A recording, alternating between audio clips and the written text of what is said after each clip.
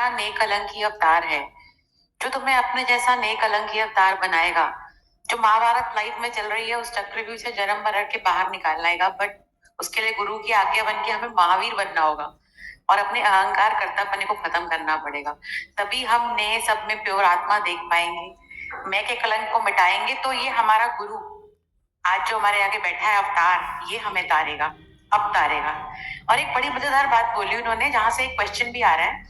उन्होंने कहा सेल लगी है, सेल लगी है, ये भगवान का सीजन है और सेल लगी है, और आम के जैसे हर ठेले पे आत्मा ही आत्मा है।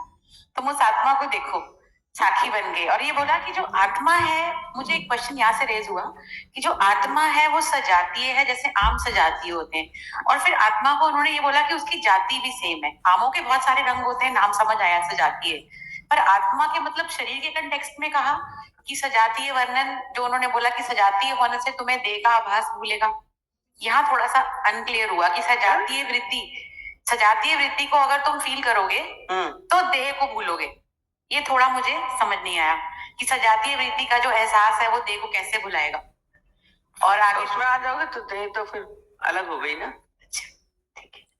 बाकी बड़ी अच्छी एक और बात थी जो उसने बोला कि साखी जो है वो खड़ा रहता है, वो चारों अवस्थाओं को देख रहा है, तो उसका कोई शौक नहीं है। ये एक नई बात लगी गुरु जी की वाणी में। साखी वहीं खड़ा होकर मौत को देख रहा है, वो कहीं नहीं जाता। तो ये बहुत अच्छा लगा। थैंक यू भगवान जी।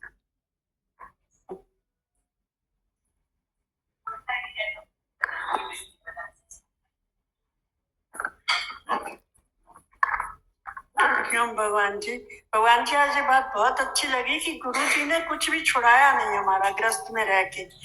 पहले राग द्वेष में जीते थे, अब उस प्यार करना सिखाया है, और वो प्यार की नजर आपने दी है भगवान।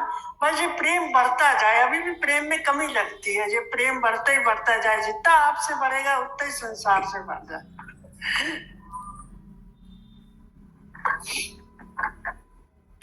हरिओम जी भगवान जी, हरिओम जी भगवान जी। जैसे प्रेम, जैसे हम आपको देखते हैं, जैसे गुरु हमारा कितना प्रेम करता है, हमारा ऐसा प्रेम होता क्यों नहीं? भक्ति तो होती है, प्रेम करना नहीं आता है, कैसा हो? जैसे हर किसी से बह जाए, हर किसी से हम आपको देखते हैं, कभी भी कोई भी कैसा भी, और हम बदल जाते हैं, कैसे हो?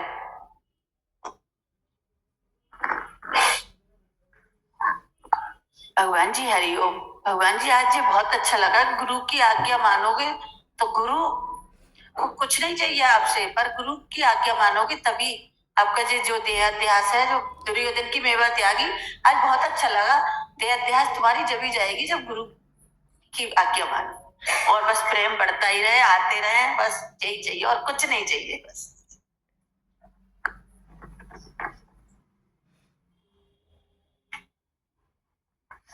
हरिओम भगवान जी। गुरु हमें ओम का सतगुरु प्रसाद देता है, और मन में ये प्रश्न उठ रहा था कि स्वयं को भगवान कैसे जाने। अभी तो बहुत बेकार दिखते हैं अपने में।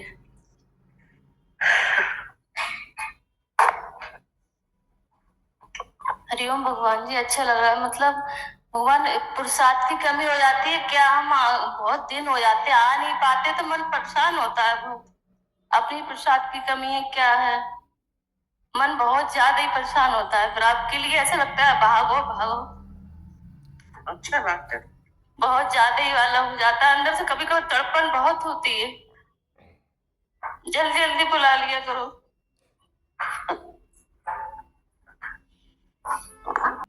बोले तथा इच्छा, द्वेष, सुख, दुख, हर एक प्राणी में,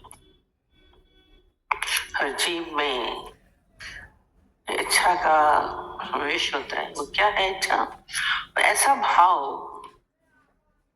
जो प्रतिकूलता की चाहना रखते हैं, जिससे उनको सुख मिले, संता मिले। हमें कुछ न कुछ चाहिए, मनुष्य सारा समय कुछ न कुछ चाहता है। ये जो चाहना है ये इच्छा है, और ये इच्छा इच्छा का क्या स्वभाव है? बढ़ते रहना, कम नहीं होते। हम सोचते हैं कि हमने अनुकूलता हमें मिल गई तो हम बड़े शांत होकर बैठ जाएंगे, या जिस चीज की आवश्यकता है वो मिल जाएगी, हम बहुत इच्छा है प्राप्त हो गई तो हम बहुत शांत होकर बैठेंगे। अच्छा का काम क्या है? बढ़ते रहना। एक, दूसरी, फिर तीसरी। इसको मम्मी बोलती थी ये चेन स्मोकर की तरह। चेन स्मोकर होते हैं जो सिगरेट पीते ना, एक सिगरेट ऐसा भी पी और अभी वो जरा सी बची होती है, उससे फिर दूसरी सिगरेट लगा देते, फिर अभी वो पी रहे होते हैं, फिर अभी वो खत्म नहीं हुई, उससे तीसरी लगाती, और उनके मुख में वो पड़ी रहती है, सिगरेट पर सिगरेट आती है। इसको बोलते हैं चेन स्मोकर्स। तो इच्छा क्या है? ये चेन स्मोकर की हर समय बढ़ती रहनी। एक अभी खत्म की हुई, दूसरी से फिर दूसरी शुरू की, दूसरी से फिर तीसरी हुई, चलती रहती है। पहले बोलते हैं मकान मिल जाए, अपनी छत हो जाए, चलो मकान बनवा लिया अपने हो गया, अब उसमें फर्नीचर हो जाए, बड़ी खत्म नहीं होती। मकान बना के रह जाते नहीं, फर्नीचर हो जाए, और फर्नीचर हो जाए तो हम अकेले कैसे रहेंगे, फिर शादी हो जाए, घर बन गया है, शादी हो गई, अब शादी हो गई फिर दूसरे फिर बच्चे हो जाए, फिर बच्चों के लिए फिर और कमाई ज्यादा चाहिए तो दुकान हो जाए, बिजनेस बढ़ जाए। और ये चेन स्मोकर, कभी आपने अपनी इच्छाओं का अंत देखा है? ये दुनिया आपको सारा समय दौड़ाती है, इच्छा बड़ी भली जो दौड़ाती है गली गली। ये इच्छाओं का एक अनंत असर है।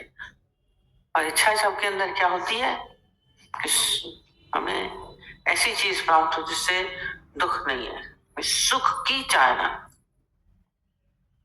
सारा समय सुख की चाहना से प्रतिकूलता की चाहना।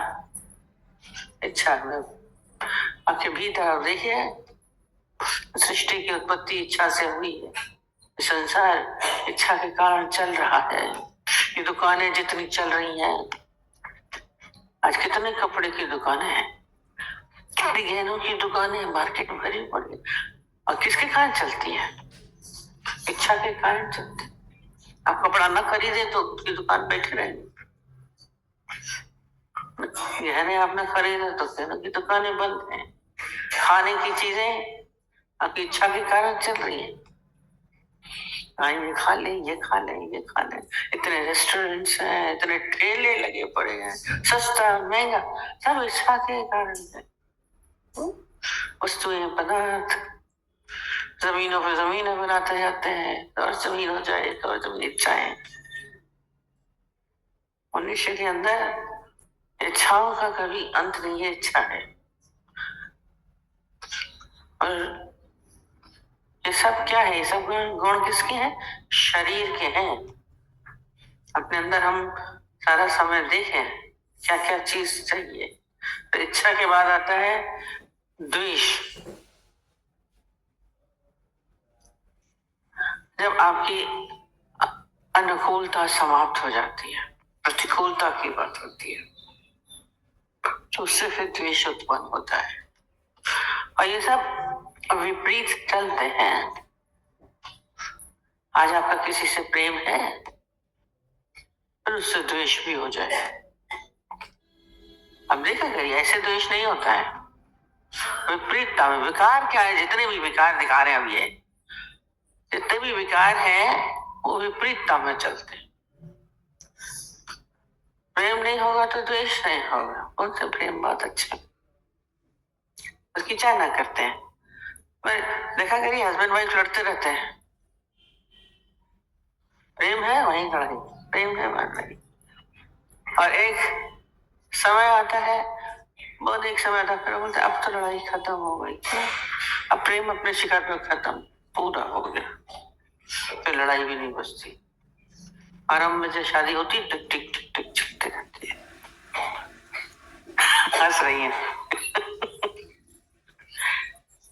एक हाथ द्वेष होगा फिर उससे, ये विकारों की विपरीतता है। द्वेष है वहां प्रेम है, जहाँ प्रेम है वहां द्वेष है। हम अक्सर ही बोलते हैं दुश्मन ऐसे नहीं बनता है, पहले वो कभी ना कभी आपका मित्र रहा होगा, कोई दुश्मन बना बाहर से चल के थोड़ी ना आ जाएगा। द्वेष उससे हो गया, खराब हो गया। ये है आध्यात्मिक अर्थ होता है, विपरीत के बिना नहीं चलता है। हम सोचेंगे हमारे में द्वेष ऐसे ही हो जाएगा सारा समय, ये प्रतिकूलता की प्राप्ति में फिर नफरत शुरू हो जाती है। नफरत के कारण फिर वही फिर दुख का कारण भी बनती है। अपने अंदर हम देखें सारा समय मनुष्य द्वेष में जाए, बड़ी तकलीफ होती है द्वेष में। घरों में भी देखिए, सास पहले बहू को बड़े प्रेम से लेके आती है, बड़ी पसंद करती है, खुद ही जा जाके बेटे के लिए बहू पसंद करे। आएगी तो कितना तो शोर शराबे से बैंड बाजे से उसको लेके आते हैं। घर में आती है तो आरती उतरती है उसकी, कितना स्वागत करते हैं बहू का। और जहां घर में आई थोड़े दिन बीते नहीं फिर ठंडा शुरू, वही बहू खरा उसी के ही अवगुण देखने लगते, उसी से ही द्वेष होता है। सास बहू का रिश्ता फेमस है। गुरुजी बोलते आरती उतार के आए तो सारी जिंदगी आरती उतारो ना उसकी, नहीं उतारेंगे, द्वेष सामने आ जाता है। ये नफरत के साथ हम सोचते हैं कि ये प्रेम और घृणा एक साथ चलते, प्रतिकूलता के कारण अपने अंदर ज्ञानी के भीतर नहीं होता, उसके अंदर प्रतिकूलता का अभाव होता है। और एक रस बोला ना, वो प्रेम की पराकाष्ठा पे पहुंच गया, खत्म। जो पूछ रही है इसीलिए होता है, फिर कोई हलचल नहीं होती, क्योंकि जहाँ प्रेम है फिर वो चाहना हो जाती शुरू है, फिर एक्सपेक्टेशन शुरू हो जाती, फिर वो पूरी नहीं होती है तो फिर लड़ाई शुरू हो जाती है, फिर द्वेष हो जाता है। सब जुड़े हुए हैं, सब एक साथ। द्वेष हो गया, फिर आता है सुख। सुख का होता है आपको अनुकूलता की प्राप्ति हो जाती है, प्रतिकूलताओं की निवृत्ति हो गई। अब कोई आपकी जिंदगी में कोई प्रतिकूलता नहीं है, सब आपके सारी परिस्थितियां, व्यक्ति, सारे संबंध आपके अनुकूल है तो सुख है। अब बहुत सुखी हैं, हम तो बहुत सुखी हैं। कब सुखी हैं? जब अनुकूलता है आपके जीवन में। आज जरा सी विपरीतता होगी तो पीड़ा हो, अनुकूलता है हम सारे समय। और सुख भी दो तरीके के होते हैं, खाली एक तरीके का नहीं। कैसे? एक सुख होते हैं शारीरिक सुख, मनुष्य शारीरिक सुख में जीता है, और हर एक के शरीर की सुख अलग अलग होते हैं और समय समय पे बदलते रहते हैं। जैसे आजकल जाड़ा है, अब क्या चाहिए हो जाए, आग के पास बैठ जाएंगे, हीटर के पास बैठ जाएंगे। अब वो सुख दे रही है, अग्नि सुख दे रही है, बड़ा अच्छा लग रहा है, शरीर को सुख मिल रहा है, बहुत मजा आता है। समय पे कोई गर्मी में पीड़ा देगा, कोई आग के पास से भागोगे, शरीर को ये वायु सुख मिला। अभी बढ़िया सी आइसक्रीम खाने को मिल जाए, गर्मियों में तो सुख है, जाड़े में लगा ठंडे के ठिकाने। तो फसल बारिश हो रही है तो किसान को बहुत अच्छा लग रहा है, सुख मिल रहा है इसको।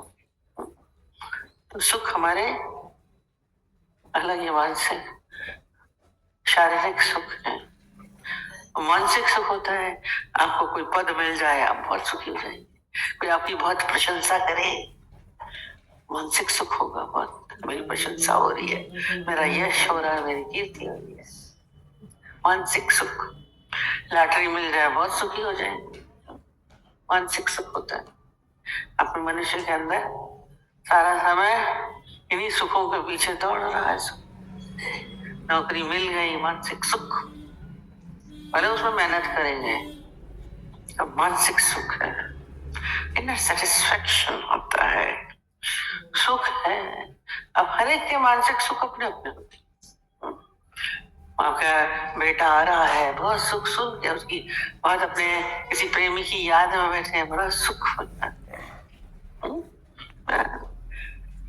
भक्ति में भी सुख मिलता है। अब ईश्वरीय भक्ति में है, गुरु की भक्ति में है, चाहे आंख में आंसू भी आ रहे हैं, पर उसमें भी सुख मिलता है, बड़ा आनंद आ रहा है।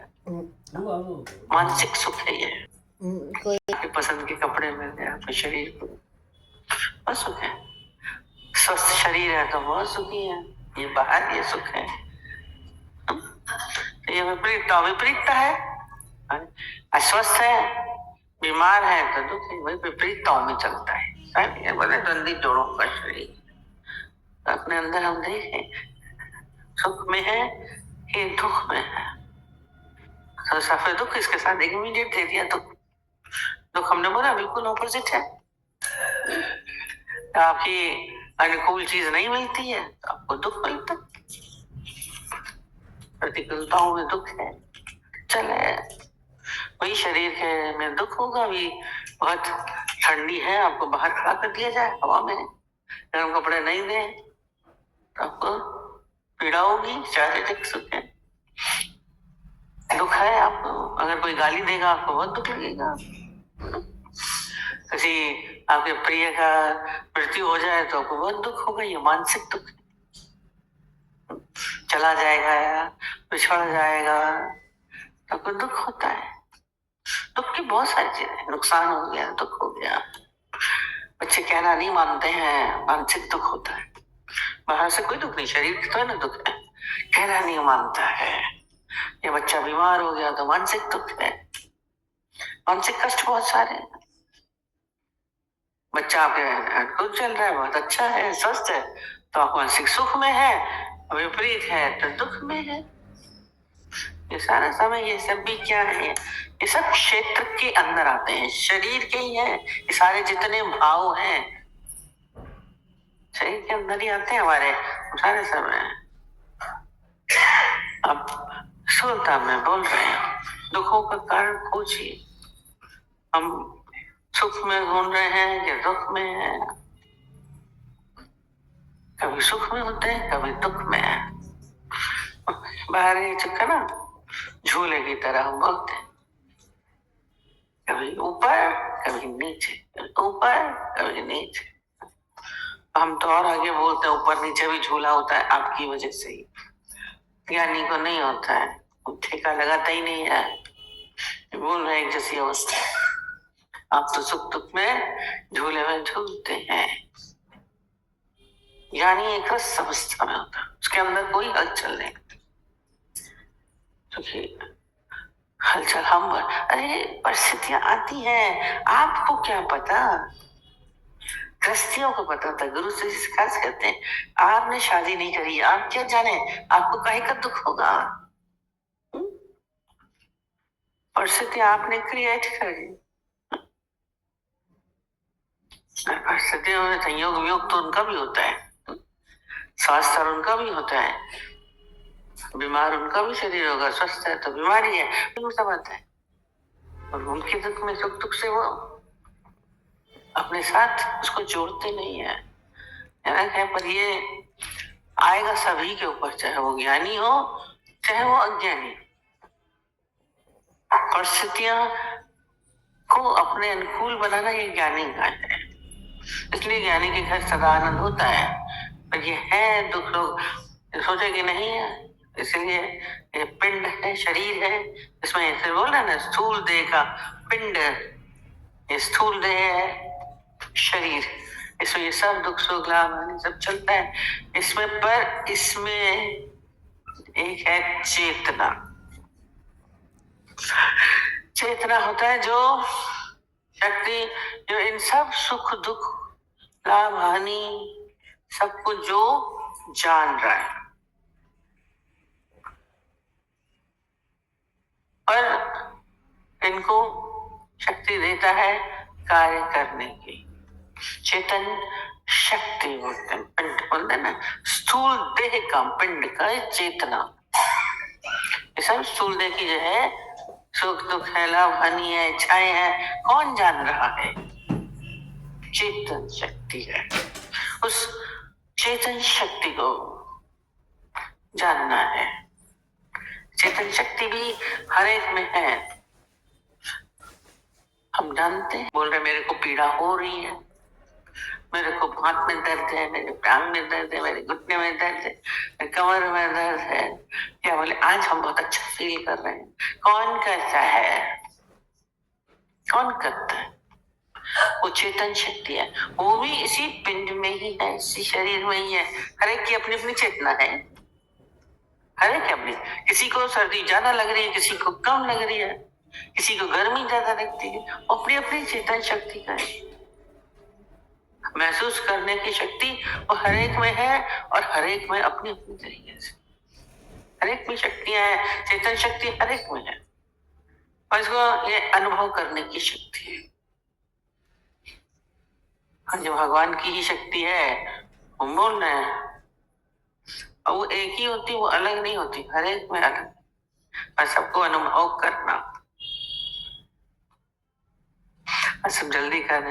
और धरती, धरती मीन्स होता है धारण करने वाला, जो इन सब तत्वों को, इच्छाओं को, सबको क्या करता है?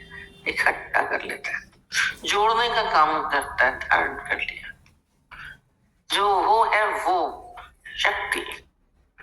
आपकी इच्छाएं हैं, आपके सुख है, आपके दुख है, शरीर का सब, शरीर के सारी इंद्रियां हैं, मन है, बोला स्थूल देह में जितना सब कुछ है, ये किसने धारण किया हुआ है? पृथ्वी। उस धारण करने वाली, उसको एक करता है, जैसे चिपकाए रहता है। तो चिपकाए नहीं है, इंद्रियां सब देखिए एक दूसरे से जुड़ी हुई हैं। अलग हो जाए तो कैसे हो जाएगी? तो एक उंगली अलग हो जाए कैसे लगेगी? सब इंद्रियां क्या है? उस कृति के कारण है। और ये जो जितने भाव है, इंद्रियां तो नहीं है, वो तो बाहर स्तुत है, प्लस ये भाव, इच्छा है, ये सुख है, ये दुख है, द्वेष है, घृणा है, आपके भीतर ये सब भाव अंदर में है। तो किसने अंदर भीतर धारण किया हुआ है? ये कृति धारण करने वाला है। इसको सबको इकट्ठा करना, इकट्ठा किया हुआ है सबको। आपके अंदर सब चीज इकट्ठी है। आप हर एक के अंदर घृणा भी है, द्वेष भी है, प्रेम भी है, जीवों में भी है। हर जीव में भी देखिए, उनमें भी प्रेम भी होता है, उनमें भी द्वेष भी होता है, उसमें भी दुख भी होता है।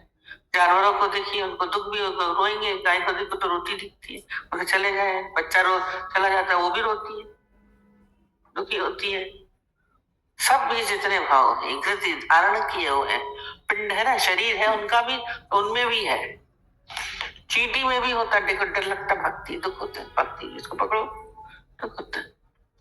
हमने देखा एक कौवा मरा, सारे कौवे इकट्ठे, ढेर क्यों? उनमें भी दुख था। पहले उनका टेम्परेचर थोड़ी दे रहे हैं, उनको भी दुख हो रहा है, उन्हें कौवों में भी दुख है। और तो रोज में इकट्ठे सारे के सारे पक्षी इकट्ठे हो गए। दुख उनमें, पिंड है, शरीर है, ये सबको इकट्ठा किया हुआ है। हर एक में है ये सब। घृणा भी होता है, द्वेष होता है। कुत्ते को प्यार करिए, वो नहीं करिए तो दूसरे से घृणा भी करता है, सब कुछ होता है। पालते रहते हैं, जीव पाले रहते हैं सब। चिड़ियों में भी होती है, प्रसन्न भी होती है, सब कुछ होती है। उनका प्रेम, हमने हमारी चिड़िया जैसी हमको देखते चीची चीची करके पारे लाती है, उनमें भी प्रेम है, उनमें भी घृणा होती है, उनमें भी दुख होता है। एक बाज उनके पास आया तो दुखी हो गई, उनकी चीख अलग तरीके की थी, खुशी की आवाज दूसरी होती है। हर जीव में ये सब इकट्ठे हैं। पिंड शरीर है तो ये सब भाव है, ईर्ष्या भी होती है। कुत्ते के एरिया में कोई आ तो जाए तो द्वेष करेगा, मारेगा, दूसरे को दे नहीं सकते। तो ये द्वेष की भावना भी सब में, स्थूल है तो सब विकार है। ये चेतना उन सबको जानने वाली, शक्ति देने वाली वो चेतना भी हर एक में है, वो भगवान की चेतना है। परमात्मा की चेतना हर एक में है। दिखती है, मृत देह से वो थोड़ा सा अलग हो जाती है, पर है उस शक्ति का रूप कम हो जाता है, पर वो शक्ति है। वो किसकी शक्ति है? वो परमात्मा की शक्ति, वो चेतन शक्ति, ईश्वर की शक्ति है। उस शक्ति को हम अपने भीतर महसूस कर सकते हैं। चेतन शक्ति से कोई अलग नहीं हो सकता है, वो हर एक में है। यदि पिंड है तो चेतन शक्ति भी है, और उसी के आधार पे सब में चल रहा है। वो एक है शक्ति। जैसे चुंबक का उदाहरण देते हैं, मैग्नेट है, उसके आगे सारे लोहे अलग अलग, हम बताते थे ना, एक मैग्नेट रखते थे, पिन्स अलग अलग लगती थी, एक आई, दूसरी आई, पिन, तीसरी आई, सब पिन आ गई है, तो पिन्स अलग अलग, पर उसको इकट्ठा किसने किया? मैग्नेट ने, उसकी शक्ति से। तो परमात्मिक शक्ति से ये सारे भाव अब इकट्ठे हो जाते हैं, एक जगह पे है। एक जगह पे होना बहुत मुश्किल होता है। एक आप में देखिए सब कुछ है, आप ही में प्रेम का भाव है, आप ही में द्वेष का भाव है, आप में इच्छाएं हैं, आप में भाव है, सब आप ही के अंदर है। एक मनुष्य के अंदर वही भाव कभी बहुत प्यार वाला होता है, कभी बहुत लड़ाई वाला हो जाता है, वही व्यक्ति। आज तो ये बहुत प्यार कर रहा था, आज ऐसा कैसा हो गया? सब संभव है, उसी में ही है, अलग तो ना है, हर एक के अंदर है। उसकी प्रतिकूलता हुई, आपने उसके विपरीत किया तो आपके घृणा करने लगेगा। आप उसके अनुकूल चल रहे थे तो आपसे प्रेम कर रहा था। एक सेकंड में जो सोचिए कि जो आपको बहुत प्रेम करता है, उतनी ही घृणा वो अंदर में रख सकता है, और होती है उसके, होती है, बस सोचिए कि नहीं होती। तो वो जब एक साथ चलता है, विपरीत चलते हैं, और ये विपरीत बोला ना, ये विपरीत गुण है। सुख है तो दुख है, दुख है लाभ है तो हानि है, हानि है। अस्वस्थ नहीं हो तो बोले तो बीमारी नहीं होती, बीमारी नहीं होती तो स्वस्थ नहीं होता। और हमको पता कैसे चलता बीमार?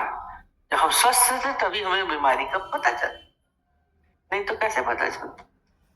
जो बेचारा देखा ही नहीं, हमको एक बताती बेचारी को बचपन से अस्थमा की प्रॉब्लम थी, और बहुत सीवियर प्रॉब्लम थी। एक बार तो बहुत ज्यादा बीमारी, हम उसको देखने गए, वो हमें सुन के बड़ा लगा। कहती है दीदी हमको बड़ा सोचती हूँ कि सब ये नॉर्मल सांस कैसे ले रहे हैं, मैंने तो आज तक वैसी सांस ली ही नहीं है। उसको नॉर्मल सांस का पता ही नहीं था, उसको बड़ी तकलीफ से करके सांस लेती थी सारा समय। देखिए आपकी नॉर्मल सांस है तो आपको तकलीफ होगी, जैसे खांसी होती है, बुखार का सांस में दिखता है, या भागे आप हुई, आपको नॉर्मल और एबनॉर्मल का आपको पता चलता है। उस बेचारे को तो नॉर्मल का ही नहीं पता था।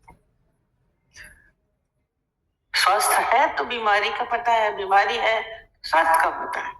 अरे स्वीकार हमारे अंदर है, पर ये विपरीतताओं को भी जोड़ने वाला, वृद्धि धारण किए हुए है, धारण किए हुए अपने आप को उस शक्ति के साथ जोड़ के रखना। तभी ये सब पूरा साइंस बता दे रहे हैं, वृद्धि धारण करने। और हम तो इसमें हाथ जोड़ते हैं, एक तो शरीर का, एक क्षेत्र हुआ, एक क्षेत्रज्ञ वो हुआ जो उसमें चेतन शक्ति वो जो देख रही है, पर उसको भी जो जान रहा है, हमारे अंदर वो चल रहा है, उस चेतन शक्ति को कौन जान रहा है? कभी आपने इसके ऊपर गौर किया? ये रहस्य है, उसको कोई नहीं जानता, पर वो थर्ड कोई और है, दैट वो रहस्य है।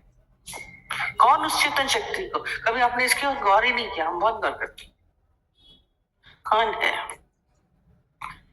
हमको महसूस हो रहा है, हमको दुख हो रहा है, पता है, वो दिखता है, पर उसको भी कौन बोल रहा है? Third motion.